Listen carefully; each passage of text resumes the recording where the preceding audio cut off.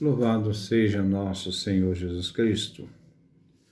Vamos dar continuidade à nossa leitura do livro do profeta Daniel, 22º encontro, Daniel capítulo 7, do versículo de 1 a 8.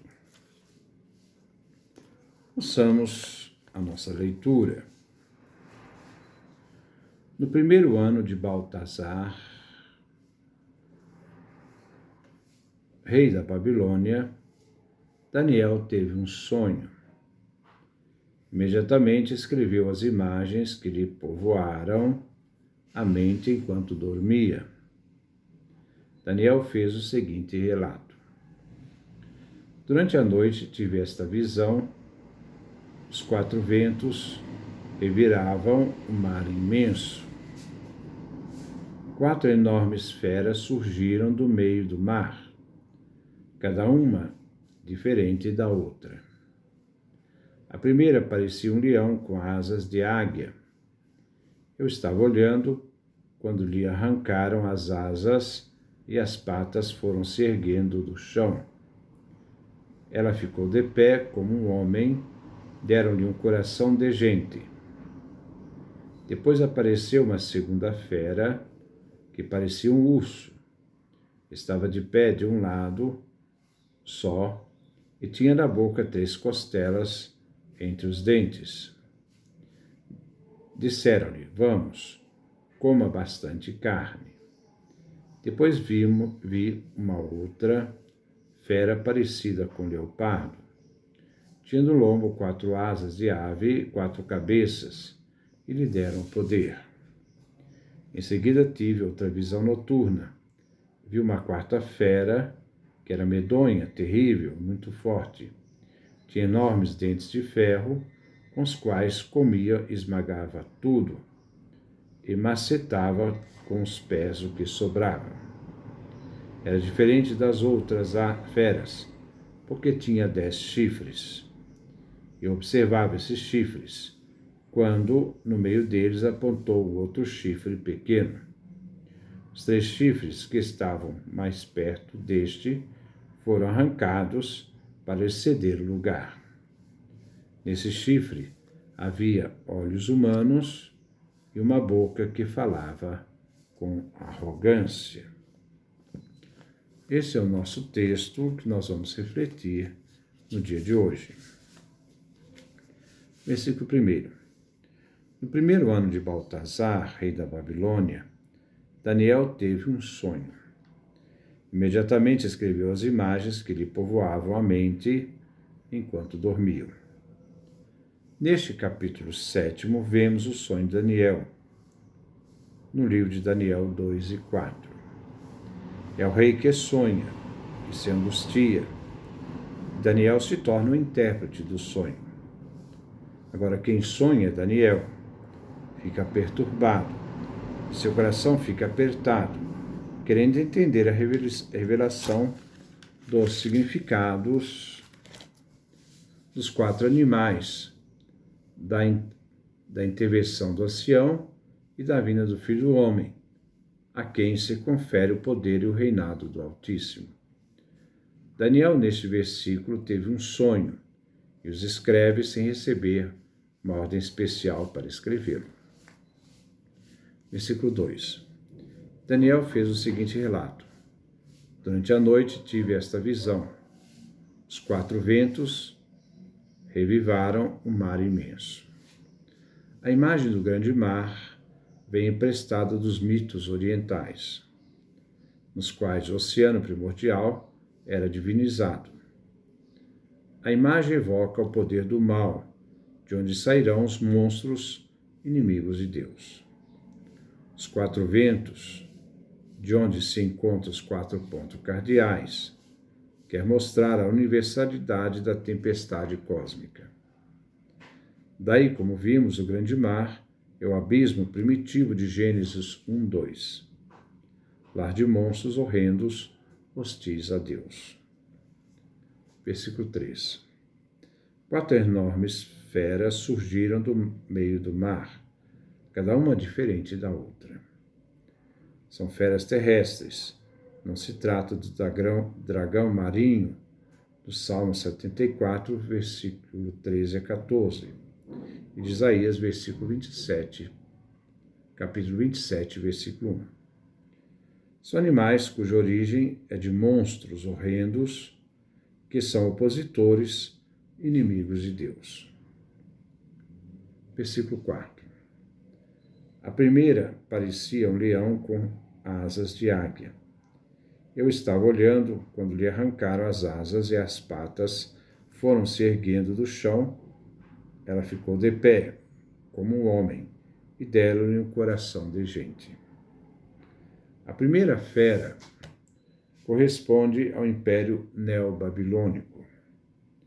Diferente de Nabucodonosor, do capítulo 2, que foi expulso dentre os homens para viver entre animais. Aqui o monstro surge, a fera, e vive um processo em que se torna homem, que se coloca de pé como homem e lhe é dado um coração humano. Podemos ver que o leão representa Nabucodonosor como cabeça da Babilônia. Ao cortar as asas de sua soberba, ele ergue em posição humana. Versículo 5. Depois apareceu uma segunda fera que parecia um urso. Estava de pé de um lado só, e tinha na boca 3 costelas entre os dentes. Disseram-lhe: Vamos, coma bastante carne. A segunda fera é um urso, apoiado nas patas traseiras. Está de pé de um lado só e tendo na boca 3 costelas. Significa que, enquanto devora, está pronto para atacar, expressando sua voracidade. Esta se refere ao Império Medo, cuja ferocidade encontramos nos relatos do Antigo Testamento.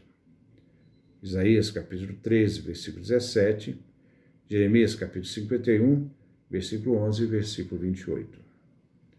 O estar apoiado na única pata nos lembra o único rei Medo conhecido da Bíblia, Daniel capítulo 6, versículo 1, Dario.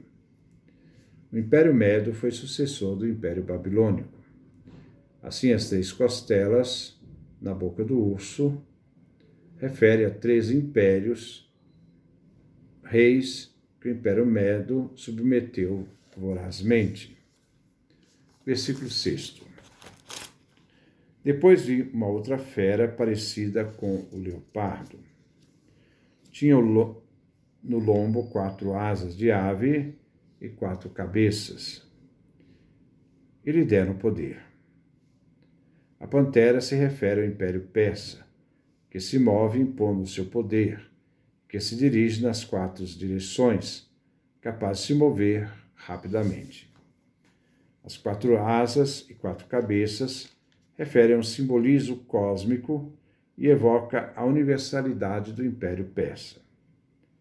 Também as 4 cabeças se referem aos 4 reis da Pérsia, que encontramos nos livros de Esdras e Neemias, Ciro, Xerxes, Artaxerxes e Dario.